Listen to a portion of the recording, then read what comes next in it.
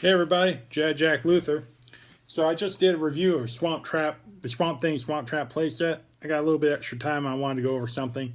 I did this a while ago when I got it in the mail um, last year, but I wanted to do it again because I don't really know if I gave it the great review it should have gotten.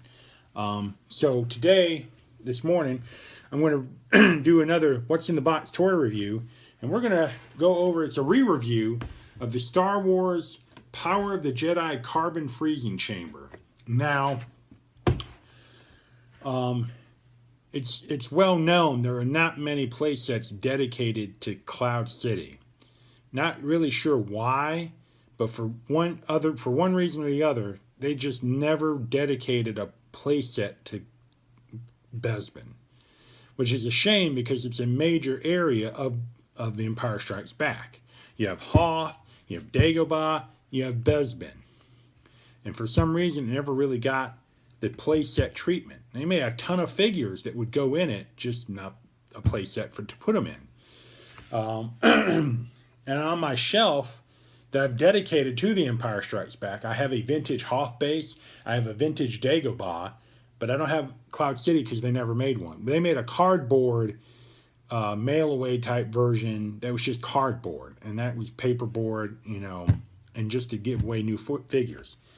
So in the 90s, if you were a member of the Star Wars fan club, you had the opportunity to purchase the Star Wars Power of the Jedi Carbon Freezing Chamber. This is the beautiful box it came in. It came with a Bespin security guard, which is not the greatest figure on the planet. Back of the box showing you your features and everything. And believe it or not, even though this was made for the Power of the Force figures, they don't fit on this very well. But you know what figures do? Our good friends, the vintage Empire Strikes Back figures. I bought these clear plastic stands that they peg into so that they stand much better, especially on this thing because it can be a little rickety moving it and they'll fall at the drop of a hat. But now that they're good and stable, Lando ain't going anywhere. I mean, he can Colt 45 all he wants to. He's going to be standing tall. So let's bring the playset over here. And here it is. As you can see, I got Bespin Han ready for carbon freeze, but we're going to go over some of the other features that are on this before we do anything else.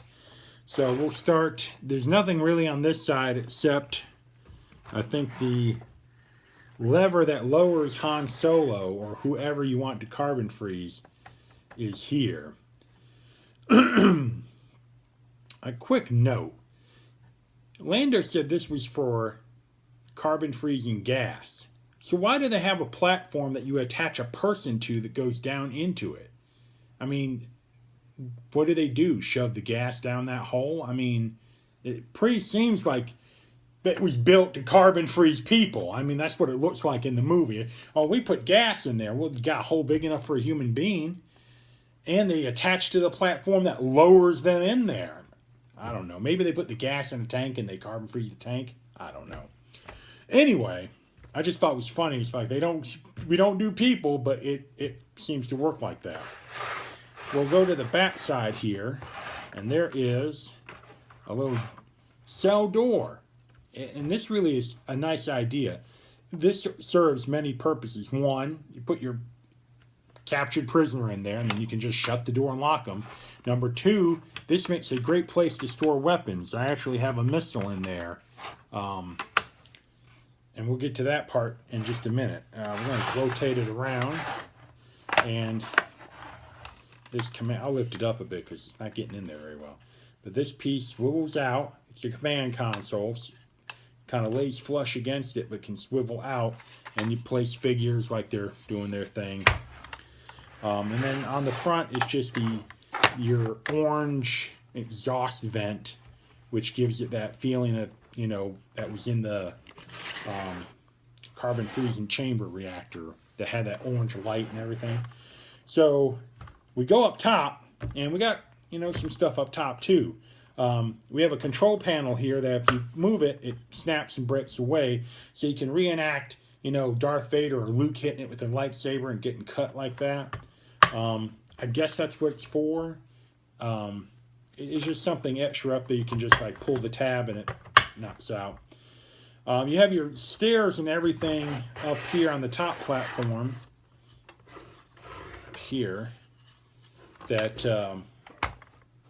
you can put Luke and Darth Vader up there, and Darth Vader can knock him down the stairs and trick him into the carbon freezing chamber. But we need to address the elephant in the room. I do not know why they did this. This piece is nothing more than a giant rebel blaster from New Hope, with a missile launching feature that, that was it. I pulled the trigger on the missile. That's how far it went. It didn't even leave the launcher. There's not enough, either there's not enough spring to launch it, or the missile is just the right size inside the tube, and it can't go anywhere. But that's it. Here, you listen to the click. Yeah, you just saw it move. That's all it does.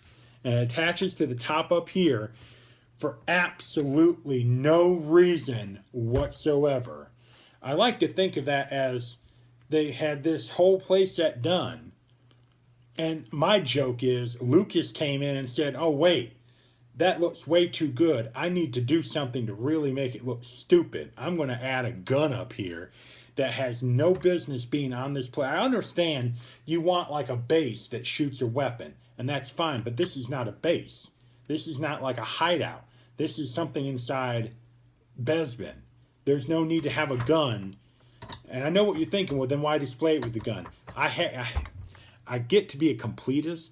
If I took this gun and I put it in the box, or I sold it on eBay, it would be missing, and it would drive me up the wall. Don't know why. I'm just weird like that. As much as I think it's a stupid accessory to attach to this, there's so much more they could have done.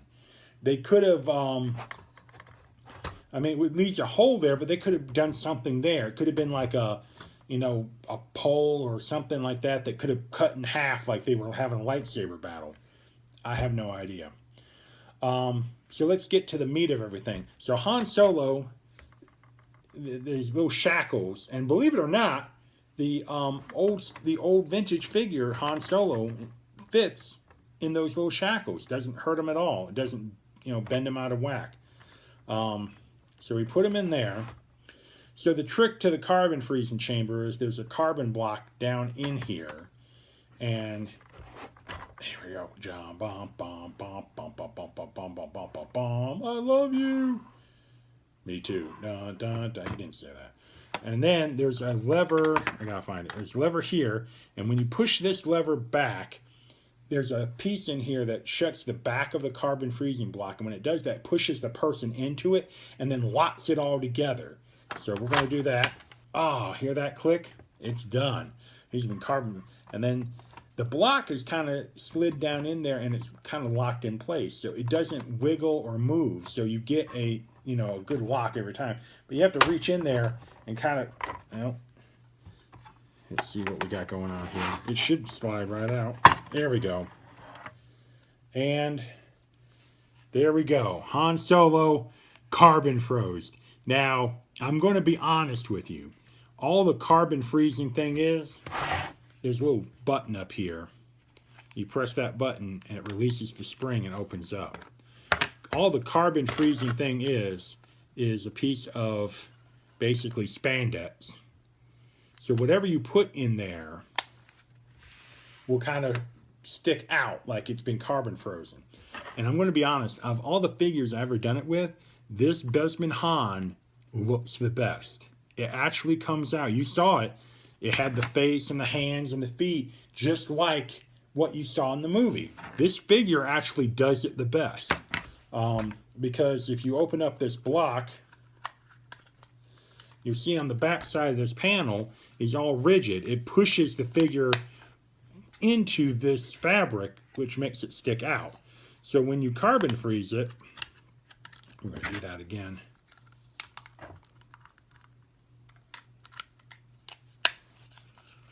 it really does make it look like, you know, that's the closest you get to the movie. Hit that tab and pop them out of there. So, is this the greatest playset ever made? No, it's not. Is it a really decent, good playset to get? Yes, it is. If you're a Star Wars fan, you have to have this playset. And I recommend using vintage figures. They're not only are they the best, even with the stands, they stand and they display very well. Han Solo looks like he's about to get carbon froze. I mean, this is a really good playset. What would make it even better is if this had not been a thought. Someone just said, "Oh, we need to put a gun that shoots a missile," and I don't know how they got that past the design stage. Because if I was in control, hey, Jedi Jack, we're going to put a big rebel gun that shoots a missile on top of the. I would say, no, we're not going to do that. I tell you what, why don't you take a vacation because you're having a hard time because there's no gun on the carbon freezing chamber. It's just, no, there's not. Don't do that. So like I said, my joke is that Lucas came along and made this a special edition by putting this gun and missile. And this missile doesn't even shoot me. If this missile really fired, it still would be stupid. I still wouldn't think it would had any, but at least it would have shot a missile. The missile just wouldn't be, you know, not going anywhere. It's like, oh man, get out of the way. The missile's coming in like 2 weeks. I mean, I don't know why. But if you want anything that has something to do with Cloud City for any kind of display piece, you have no choice. You are just going to have to pick this set up. And depending on the condition, it's not that cheap. I think these sets run for about $50 to $60 to $70. That's if they're mint in box. This one I got for a real good deal. I had gone to Walgreens and I found a Walking Dead dog tag pack that had a relic tag in it. I sold that relic tag for $60 on eBay. This was $60 on eBay, so the relic tag paid for this, and this box was still sealed with shrink wrap. No one had ever opened it, so it doesn't get much more brand new than that. So I was really pleased. Kind of just like traded back and forth a bit. So for what's in the box toy review, it's Monday morning, and we reviewed the Star Wars Power of the Jedi Carbon Freezing Chamber. If you're a huge Star Wars fan or even a mild Star Wars fan, and you are going to probably end up getting this to complete your collection, I would recommend not displaying it with this gun. There's a lot of Star Wars fans out there, and I know you guys out there that are Star Wars fans and you do a lot of your own custom work.